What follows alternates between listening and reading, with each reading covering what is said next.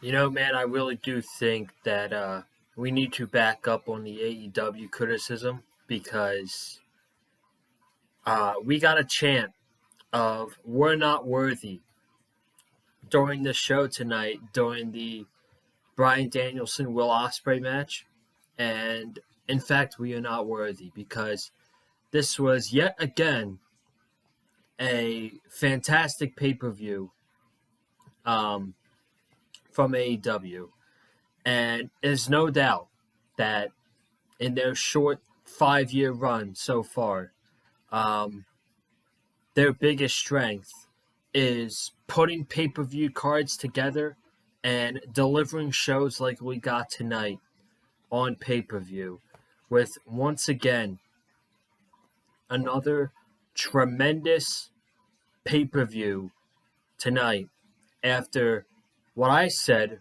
was one of the greatest AEW pay-per-views ever at Revolution. We got another one tonight with Dynasty. Do I think it was one of the greatest pay-per-views ever? I don't know. I do think we saw one of the best matches ever, though, tonight, which, oh, we're going to talk about that. We are certainly going to talk about that, but up and down, up on this card, this was an excellent pay-per-view tonight. I mean, by the way, we started the show with Pac versus Okada, which is exactly what I said should open the show on the prediction video on Thursday. I'm like, Pac versus Okada would be a great opener for this pay-per-view, and that's exactly what opened up the show. They had an awesome match, and I thought Okada worked so well in that match against Pac. We're going to talk about that one very shortly.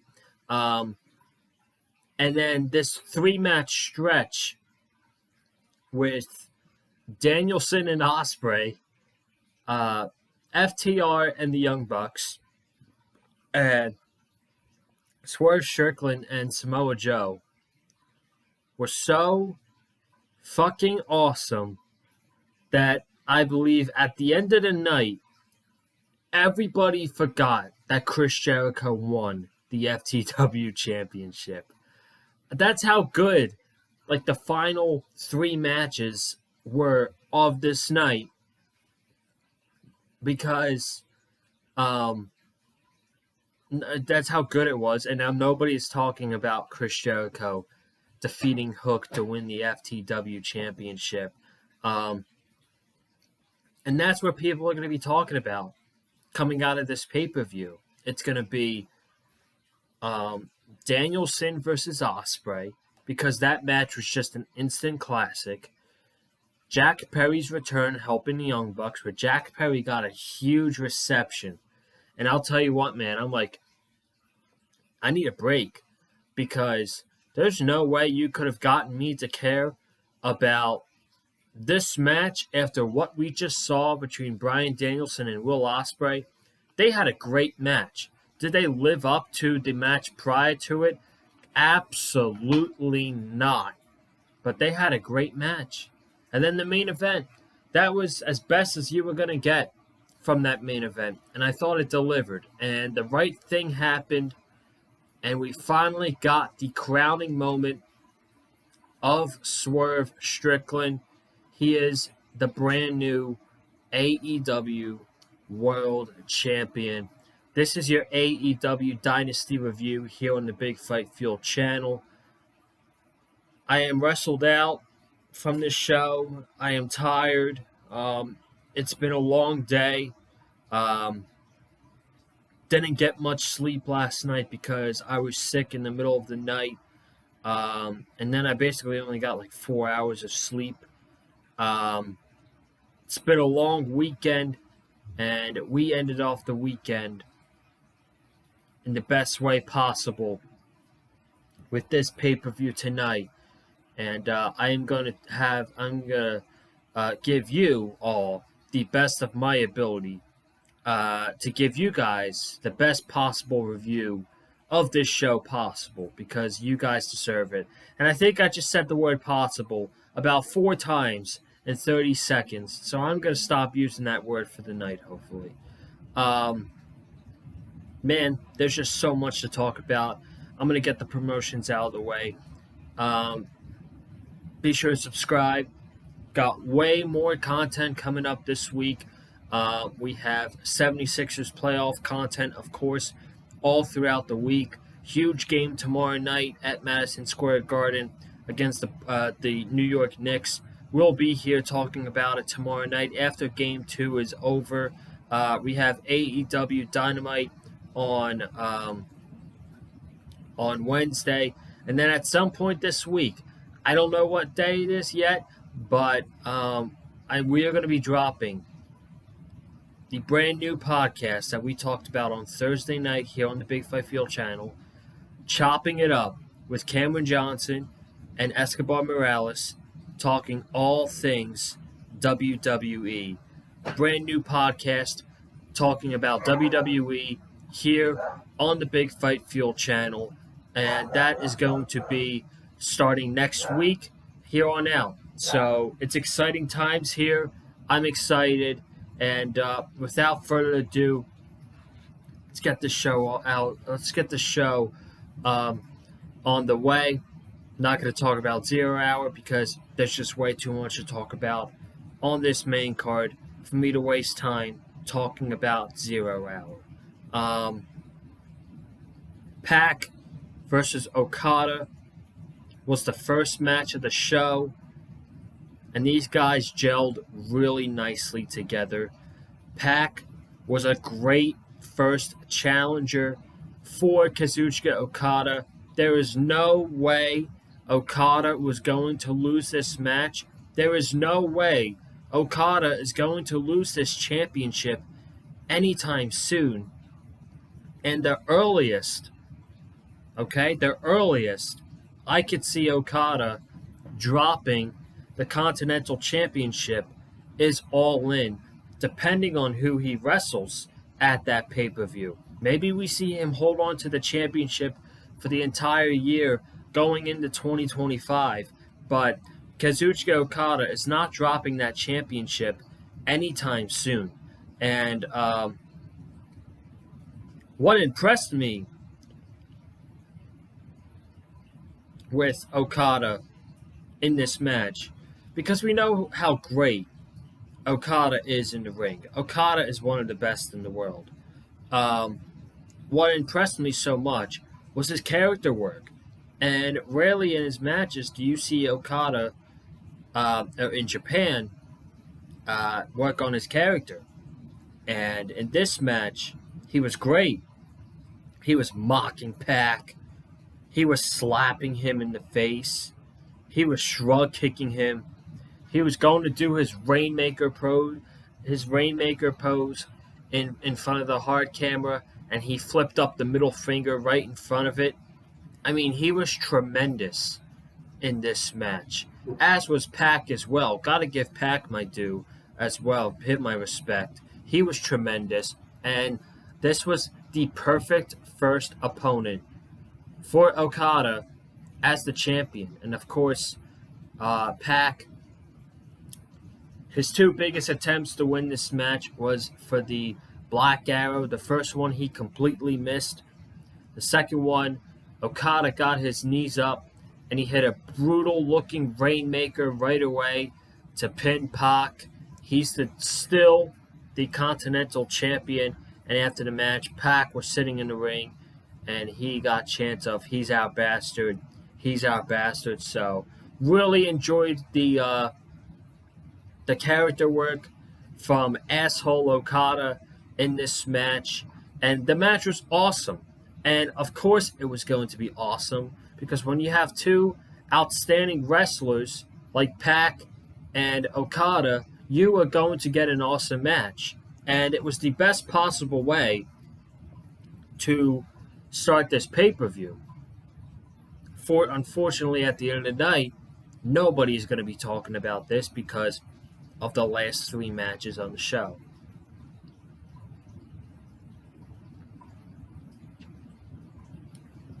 We're going to move on here. 6-man tag. Adam Copeland, Eddie Kingston, and Mike Briscoe against the House of Black. I actually thought this was a really fun match. a match that might have gotten too much time, in my opinion, but the match was still really fun. There was a lot of cool spots in there. The exchange between Eddie Kingston and Brody King, that was fun. Um, there was a couple good spots with Mark Briscoe. He had a chair on the ring apron, and he ran toward the chair and did a flip over the turnbuckle onto Brody King on the outside. And then Briscoe went for something else. I don't know what it was. He was brawling with Buddy Matthews, and I think he got super kicked by Buddy Matthews, and Brody King caught him from that super kick and gave him a Death Valley driver into the barricade, which looked absolutely sick when that move happened. They did a Tower of Doom spot as well with Mark Briscoe and Eddie Kingston giving a suplex to Buddy Matthews and Malachi Black, and Edge. Adam Copeland jumped up to the top turnbuckle and gave Brody King a suplex to the mat as well. So this entire match, Copeland was trying to get his hands on Malachi Black, and they were preventing each other from those two having any little interaction in the match. Those two were the finish of the match, but for most of this match, Copeland and Malachi Black barely touched, and that I like because they're probably going to be having a match on pay-per-view in the future. So at the end, Copeland and Malachi Black were the two legal men. Were they actually the two legal men in that match? I have no idea. It was chaos. The match was chaos, but it was fun chaos. And Copeland was going to spear Malachi Black. Malachi misted Adam Copeland in the face with black mist, gave him the black mass, and pinned the TNT champion 1, 2, 3. I called that same exact finish on the prediction show on Thursday, that Malachi Black was going to pin Adam Copeland in this match so that they could set up a TNT championship match at Double or Nothing. And that's what it looks like it's going to happen. That's looking like the direction for Las Vegas, is Copeland defending that TNT championship against Malachi Black. Now, whether or not Malachi Black is going to come out of Las Vegas as the TNT champion, I don't know, man. We are going to find out in 5 weeks when the pay-per-view comes.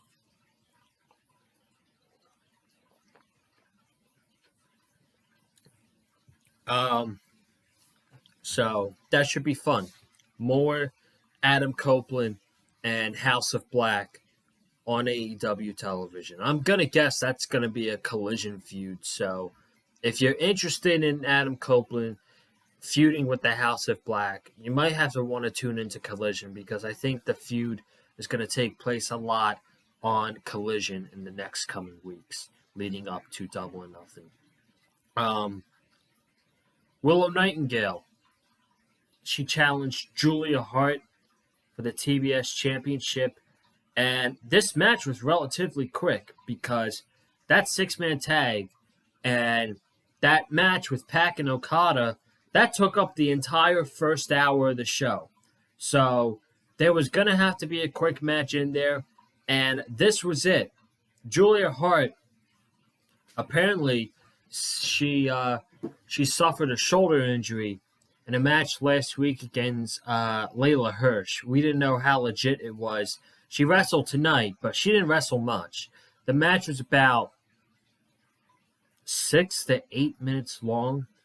Willow Nightingale hit her sit-out powerbomb in like the 6-minute mark in the match, and she pinned Julia Hart to win the TBS championship.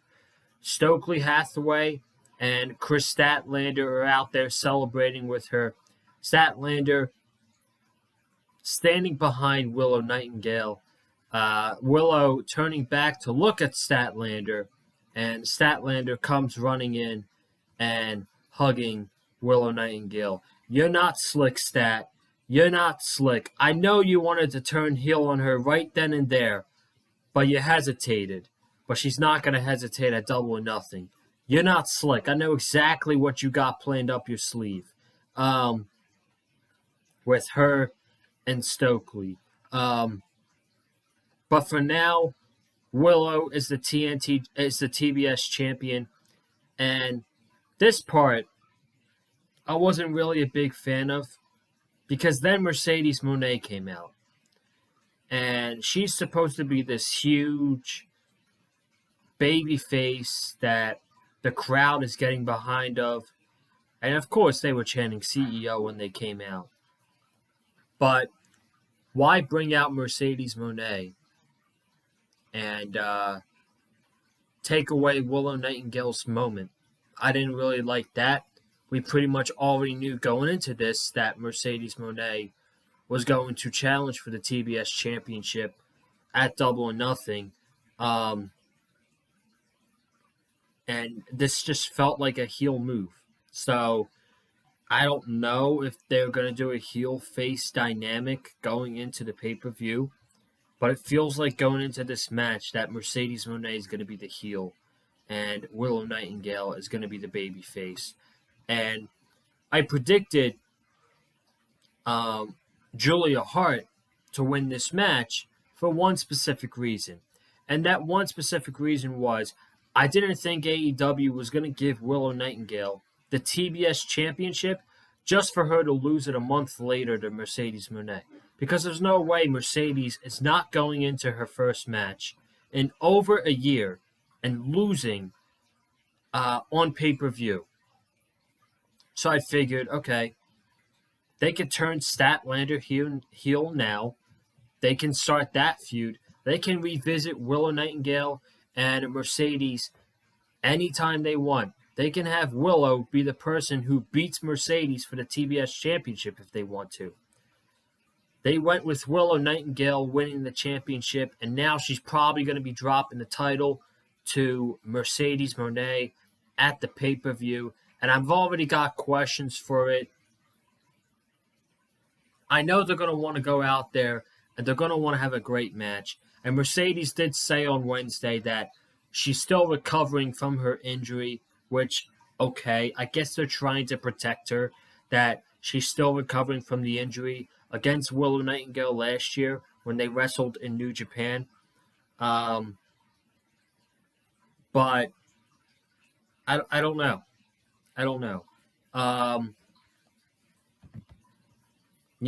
She might go into that match very rusty. And we don't know how she is going to be in that match against Willow Nightingale.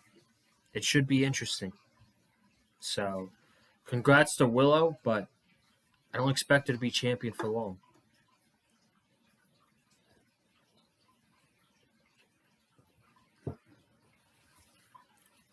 Let's talk about the International Championship. The International Championship was on the line between Kyle O'Reilly and Roderick Strong. And this was a great match. And on the other hand, it was odd. And the reason why I say it was odd because you had about 50% of this crowd who really couldn't care about this match at all. And then you had 50% of the crowd who was locked in on this match because these guys were having a really good match.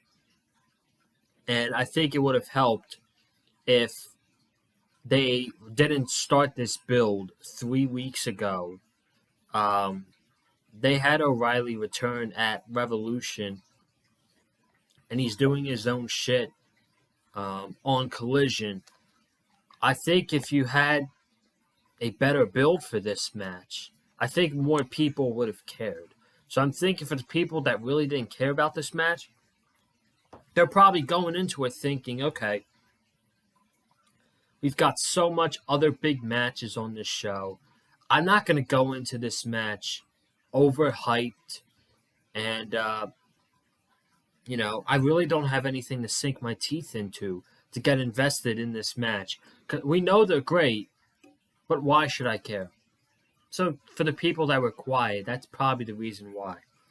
I thought the match was great, though. I loved it.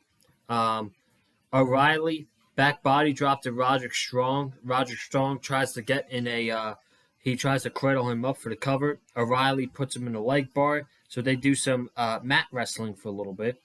O'Reilly gets Roderick Strong to the corner, and he hits him with an arm drag.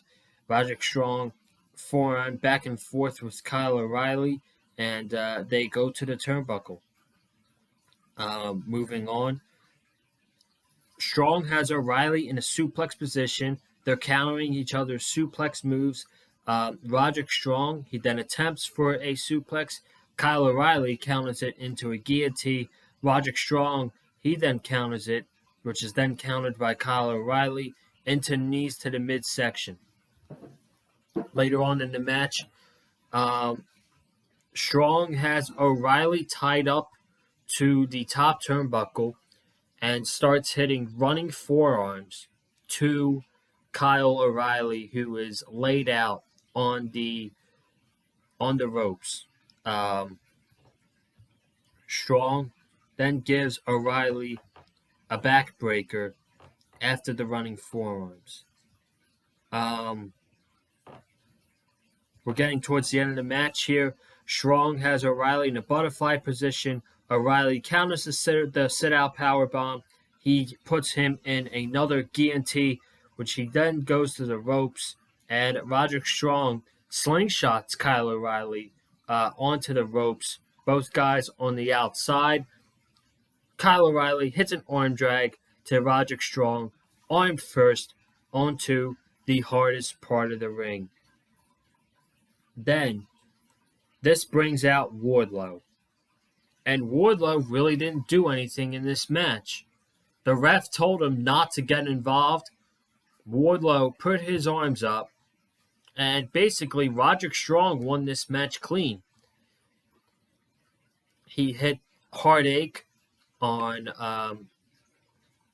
Kyle O'Reilly, which is his finishing maneuver. The knees to the back. And he retained the International Championship. So, for just a little longer, Roddy Strong is the International Champion. And the big news coming out of this is the Kingdom, Taven and Bennett. They rolled out Adam Cole. And Adam Cole, he got up from his wheelchair and he walked down to the ring. And there was a report a couple days ago saying that Adam Cole is nowhere near close to returning to in-ring competition in AEW. And I guess that shit went to bed tonight because Adam Cole was able to walk down the ring. He was able to get in the ring. He gave a long glare to Wardlow, who had his back turned, and Adam Cole kind of gave him the look like, you fucking bum. So, I don't know what's going to happen when MJF comes back. I don't know how Tony Khan is going to get fans to care about the Undisputed Kingdom. But I could definitely see a scenario where MJF and Wardlow are back together, reunited, with one common goal, which is to take down the Undisputed Kingdom. So, that's what I see happening when MJF comes back. I don't know when he's coming back. Forbidden Door is in Long Island, so The question is, are you bringing back MJF on a New Japan AEW Forbidden Door pay-per-view? We know in the past that MJF has criticized New Japan Pro Wrestling and doesn't like New Japan Pro Wrestling, but the show is in his hometown, and that might be the night to bring him back. So, we'll see, man. We don't even know if Adam Cole's cleared yet, so I guess we'll have to wait for that first.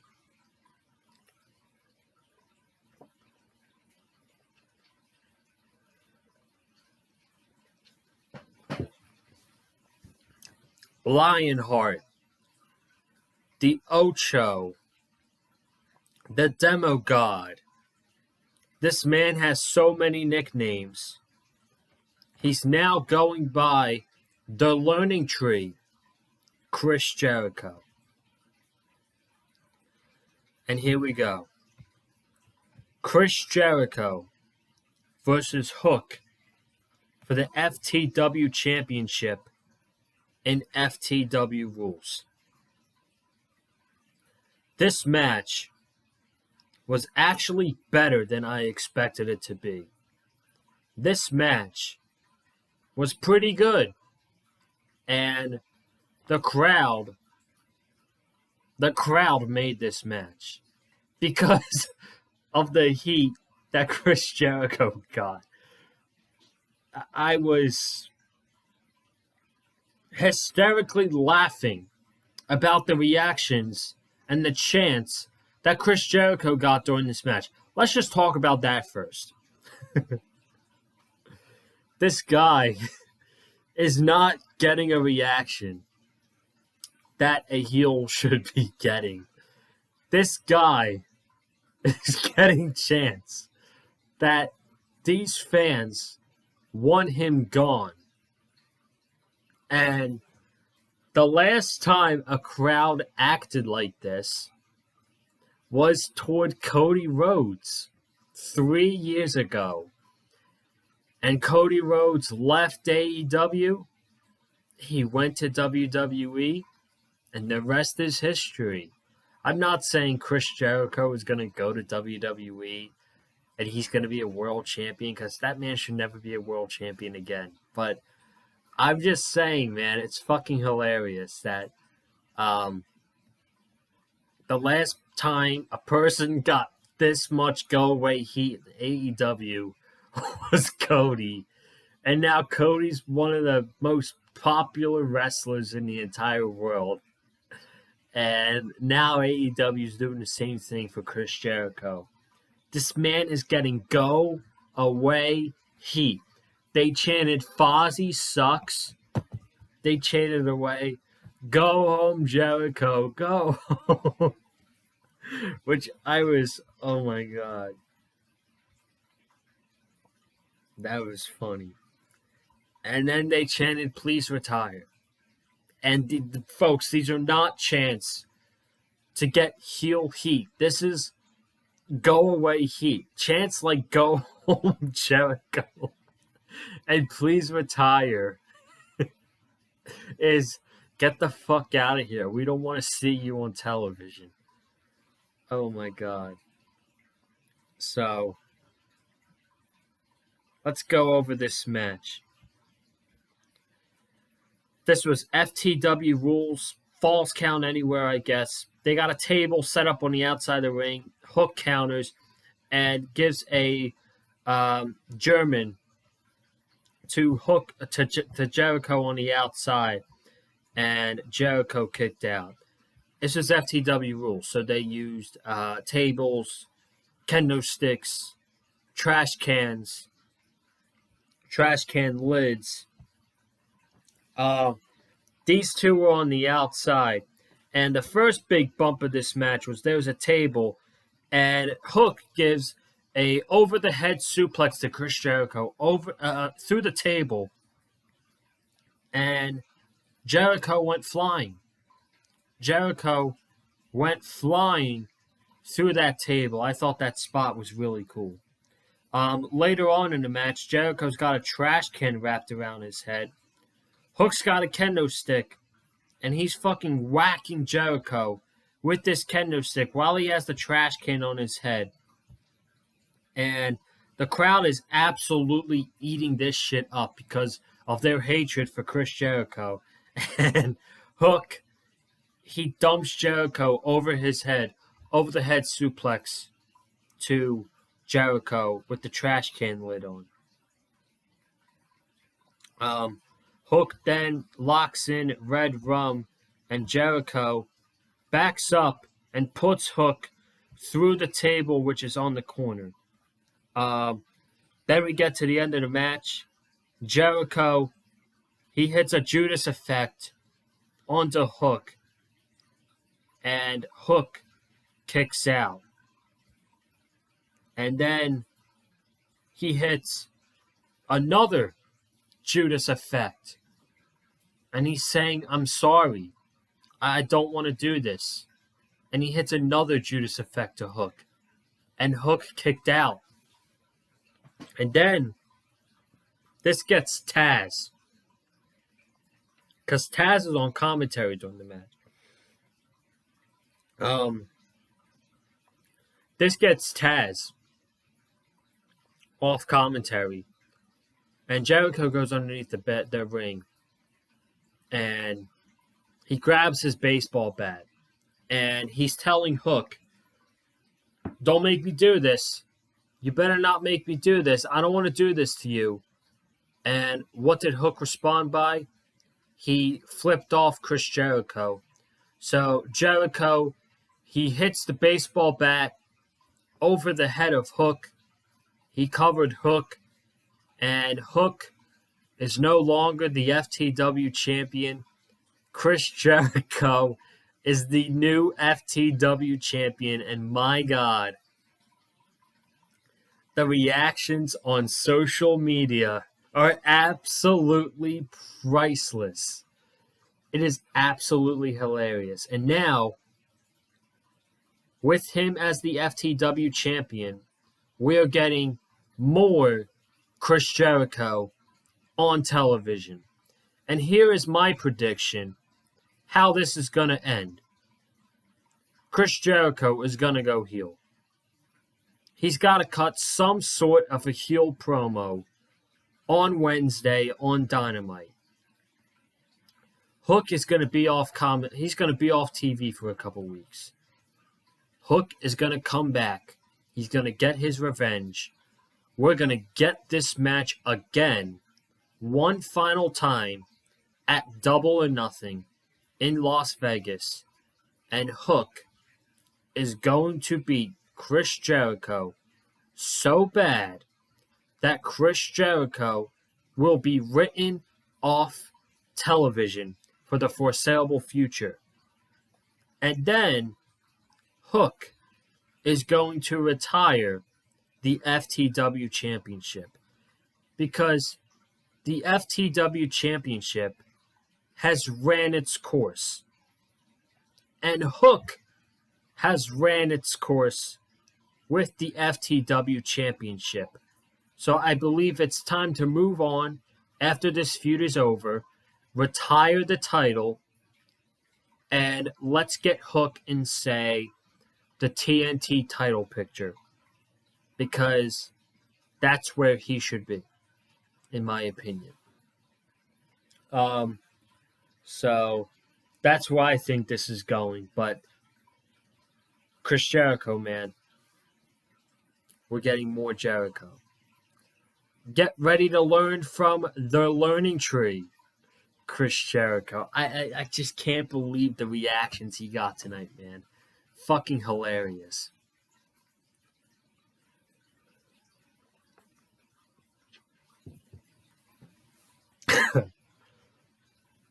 Thunder Rosa and Toni Storm for the AEW Women's Championship. This was, no doubt, Toni Storm's best match under the Timeless character. In the past 8 days, she's had her best matches under this new gimmick that she's had for about 6 months now. Those were the match on Collision with Azumi last week and this match tonight with Thunder Rosa. These two ladies worked their ass off and they had a really good match. This was one of Thunder Rosa and Toni Storm's best matches in AEW, respectfully. They both had a good match tonight. Really good match. So, Toni won with the pile driver. The first time around, she kicked out of the pile driver, and Toni was starting to freak out, and Thunder put in a submission hold on Toni, which Toni then got to the rope. I don't know how the finish culminated, but I know that Deonna brawled to the back with Mariah May, and Toni Storm finished off Thunder Rosa with a pile driver. So it took her 2 pile drivers to beat Thunder Rosa, but hey, at the end of the day, like I said, they worked their asses off. They had a really good match, and this was the best title defense under Toni Storm in this new gimmick. So now it's time.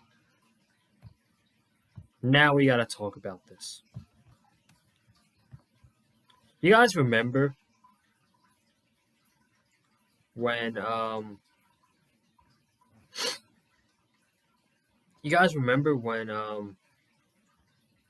WWE 3 years ago, I'm pulling up a tweet real second, so if I'm not looking at the camera, I apologize, but do you guys remember 3 years ago when WWE had that greatest wrestling match ever, quote unquote, with Randy Orton and Edge, which was an absolute ridiculous build and was made fun of by the entire wrestling world? Well, you could take that name and you can give it to this match, because this was quite literally the greatest wrestling match ever, I think. I'm going to have to go back and I'm going to have to watch this match again. But when I do, I will then decide if this is the greatest wrestling match I've ever watched in my life, which is probably going to be yes.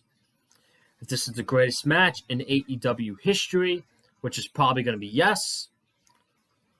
Was this the greatest match in the United States ever, which is probably going to be yes. And I literally just watched. I was at WrestleMania and got to see Cody Rhodes versus Roman Reigns in person, which is one of my favorite main events ever as a 15-year wrestling fan. And as incredible as that match was not better than this. And I'm sorry, but right now, in professional wrestling, nobody, and I mean nobody, is better than Will Osprey. Will Osprey is on his own level, and it'll be an absolute malpractice if this guy is not in the main event challenging for the World Championship at All In on August 25th. We should already be getting teases for Swerve Strickland and Will Osprey at All In, because that is now your new money match in AEW. We just got the money match tonight with Bryan Danielson and Will Osprey, and they delivered possibly the greatest match ever in the United States. And now the new money match is Osprey versus Swerve at All In.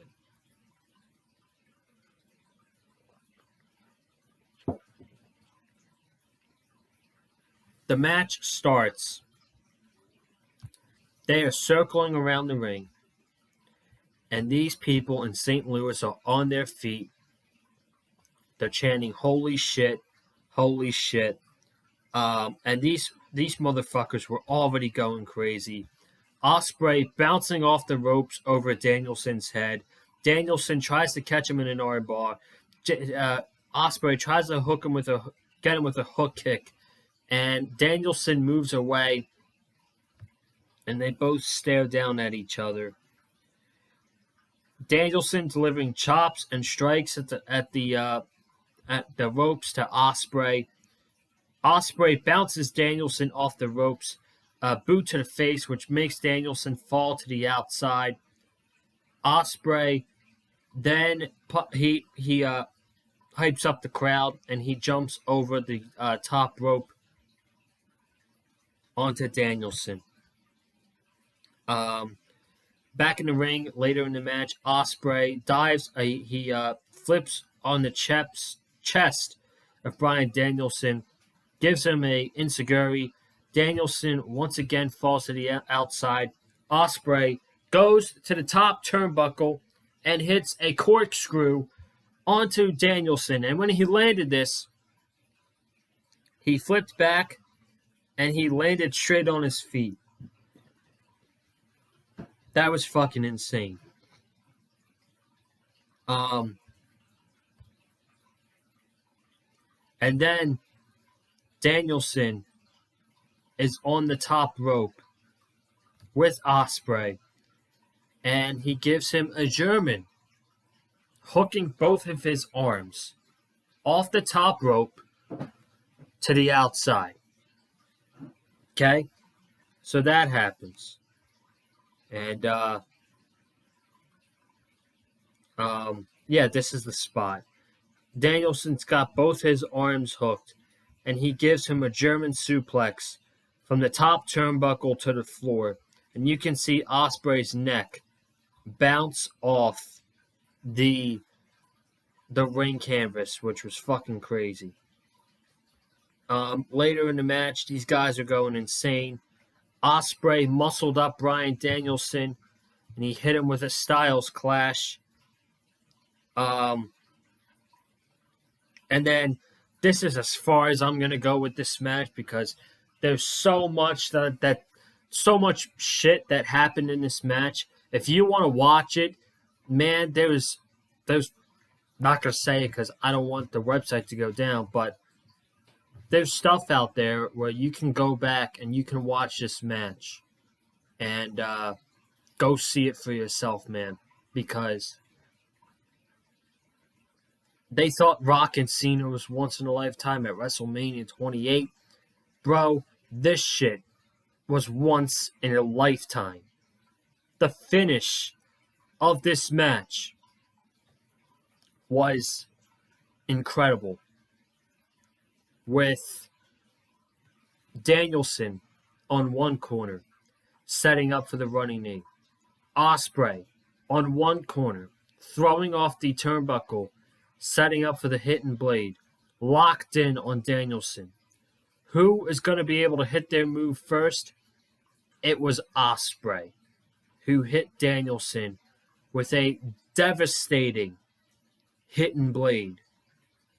Then into a Tiger Driver 98, which that was probably the safest Tiger Driver that Will Osprey could have possibly hit.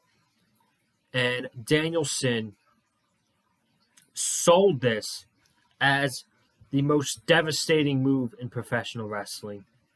Osprey then hit the hidden blade onto Danielson.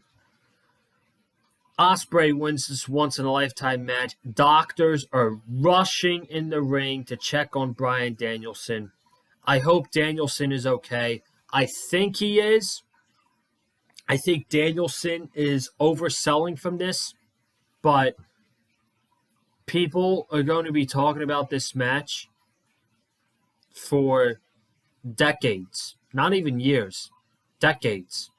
And Cameron Johnson said it best on Thursday night, that at worst, this was going to be match of the year. At best, this was going to be match of the decade. How about the best match in the United States ever? That's literally what I think it is. And I'm going to go back and watch it again, but first time watching it around, this was the best match ever in the United States. And you know what?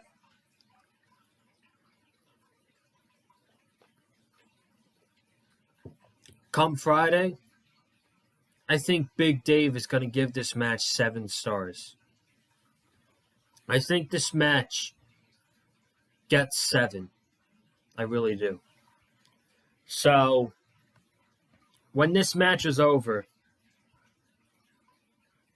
I'm like, how in the fuck can FTR and the Young Bucks be better than this match that happened?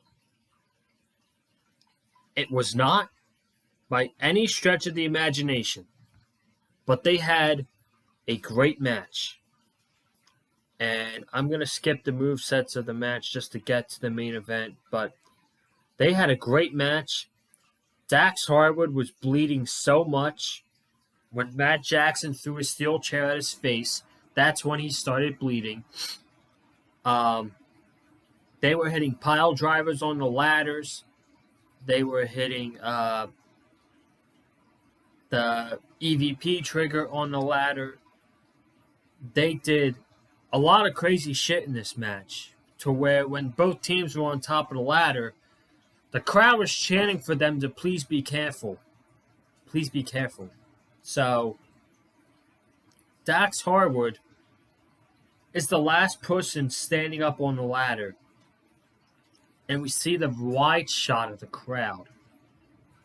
And we see a dude running into the ring with black clothes on and a Sting mask, who pushes Dax Harwood off the ladder. And the commentary sold this beautifully, because they made it sound like it was a streaker getting into the match. Tony Schiavone literally said, "This is a fan, no doubt about it." And these security guys took off the mask, and it was Jack Perry. And Jack Perry got a pretty nice big pop, a big babyface pop. And they took him away, the security guys did, and as he left, he threw up the elite symbol to Nick Jackson, as Matt Jackson went to climb up and grab the titles. So the Young Bucks are the new AEW Tag Team Champions. Probably one of the most predictable outcomes of the entire show. And now Jack Perry is back. He should have been back earlier. Absolutely. But now he's back. And he's got all this momentum on his side now. And you know what? I think the fans are going to be on his side too. Because the AEW fans don't like CM Punk. They don't like him. So, I think that they're going to be on his side. He's going to go to some cities, and he's going to get CM Punk chants, like when they go to Chicago for All Out or whatever. And there's going to be some cities who love him, like a babyface. So, let's see what happens, man. I'm quite excited about this. This could be a big, big, big resurgence for Jack Perry. I'm really excited about this. Then we go to the main event. Swerve and Joe. And they are going at it already. Swerve trying to put damage onto Samoa Joe. Samoa Joe is on the outside. He rips up the ring canvas with a piece of concrete, and he hits Swerve. He gives him a suplex, believe it or not, onto the concrete. Later in the match, he hits Swerve with a muscle buster, and Swerve kicked out. I don't know if I've seen anyone in AEW kick out the muscle buster. Swerve might be the first person. But everybody was just waiting for the big moment. They didn't really pop for him. Excuse me. They didn't really pop for him kicking out the muscle buster. We all knew what was eventually going to happen. Swerve, after he hit the 450, he went for the Swerve Stomp, and Joe kicked out. Then both these guys were on the top turnbuckle, and I think Swerve went for a Swerve Stomp while Joe was sitting on the turnbuckle, and Swerve jumped over him for some reason. I don't know why, but that's what happened. And Swerve was able to hit Samoa Joe with a sit-out powerbomb, which set him up for one last Swerve Stomp, and it executed beautifully. Samoa Joe is no longer the AEW World Champion. Swerve Strickland, as I've said weeks ago, he's already been the face of the company. We just got to crown him at Dynasty. Don't wait later in the year. Don't wait till we get till Tacoma, Washington. Do it now. And that's exactly what they did. They created a magical, magical, magical moment. Swerve Strickland is the 8th AEW World Champion. He is the first Black AEW World Champion. And Stephon Smith was the first Black referee to ref a main event match on pay-per-view. So shout out to him as well. Shout out to Swerve. This is what it's all about, man. This is why we love wrestling. This is why we love people like Swerve Strickland. Hard work pays off. Remember that. Hard work pays off. He was in WWE. He was getting pushed under Triple H. He was a cruiserweight for most of his WWE career.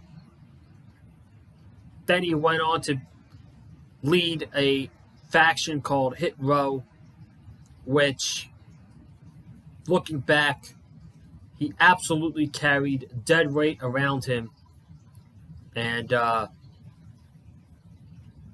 he won the North American Championship. Then they called Hit Row up to the main roster. Vince McMahon,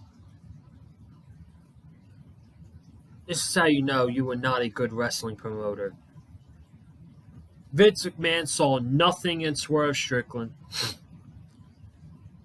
Debuted on SmackDown.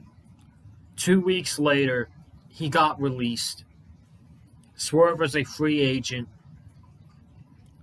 He goes to AEW. He signs with AEW at Revolution 2022. I was there to see that. And the rest is history. Tony Khan said in an interview shortly after that he sees Swerve as a future world champion in his company. but we're going to have to work to get there first. And he fucking worked. And you read all the bullshit that goes on backstage and all the people complaining about how they're booked.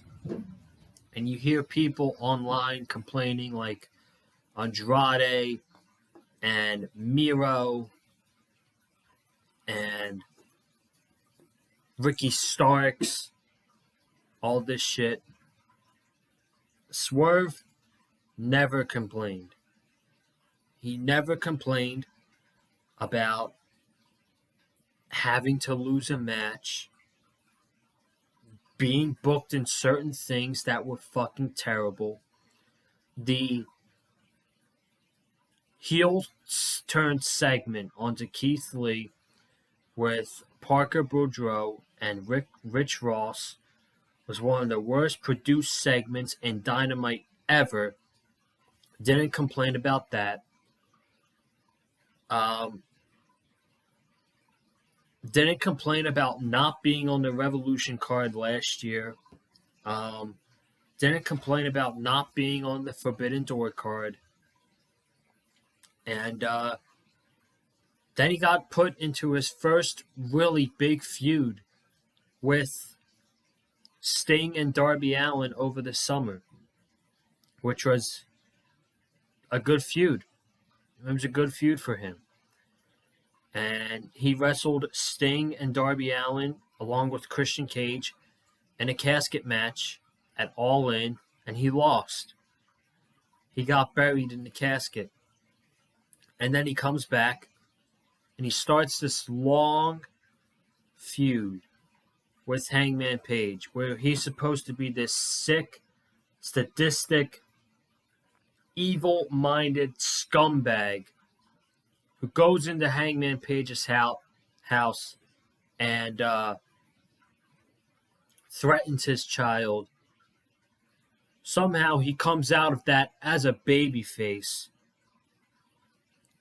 He had that Texas death match with him at Full Gear. And at that moment, after that match, I'm like, in 2024, Swerve Strickland will be the world champion. And here we are. I said that to my dad, watching that Texas death match against Adam Page. And after the match was over, I'm like, Swerve Strickland, not only was that one of the most violent matches I've ever seen, but that man Swerve is going to be the AEW champion next year. And it took them 4 months. 4 months. And Swerve Strickland is the new AEW World Champion. He is rightfully now crowned as the AEW World Champion. And once again, hard work pays off. So, I'm tired. What a review. About an hour of AEW content tonight. What a pay-per-view. Tremendous. Fantastic. Wow, man. I don't know. I'm getting out of here, though. Thank you guys so much for tuning in. Be sure to subscribe to the Big Fight Fuel channel. We got so much more content coming up this week.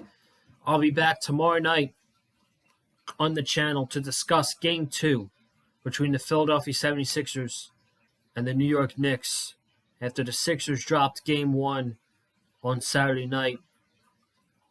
And I'm incredibly nervous going into Game 2 with Joel Embiid's health and the way Jalen Brunson played in Game 1. I don't think we're going to get the same thing in Game 2. I don't know if I trust anybody on the Sixers outside of Joel Embiid when he's healthy and Tyrese Maxey, but Joel Embiid's not healthy. So I don't trust this team right now.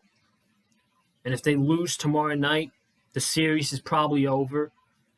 You don't want to be down 2-0 going back home. So it's a must-win game. And if they lose, I think it's over. I really do. So So we'll be on here talking about that tomorrow night and so much more. Comment down below your thoughts on the pay-per-view. Hit the like button if you liked what you heard from me. Follow me on Twitter, Colin_Joseph. I will see you guys in the next one. Have a good night. Stay safe. And as always, stay classy and love wrestling.